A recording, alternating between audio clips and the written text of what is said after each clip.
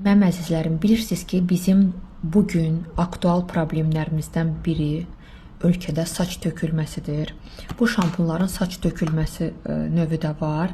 Ekzema və kəpək. Hal-hazırda evdə yalnız 2 növü qalıbdır. Bir növü qalıb 2 ədəd kəpəklidən. İndi stokda var, amma stokda var, istəsəniz, yəni var, evdə hal-hazırda bitibdir.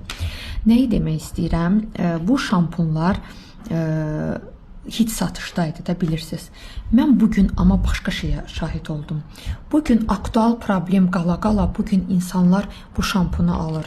Və mən məhz bu şampunun almaqlarının səbəbini öyrəndim. Xanımlar ən çox sarımsaqlıya üstünlük verdi. Dedi, bu nəinki uzadır, hətta bu tökülmənin belə qabağını alır. Xanımlar, bu tökülmənin belə qabağını alır. Çünki tərkibində siyah sarımsağın olduğuna görə bu tökülmənin də qabağını alır. Bunlar da baxım kimi istifadə olunur. Yəni baxıma ehtiyac yoxdur qızlar, onarıcıdır. Bu da krem südlüdür.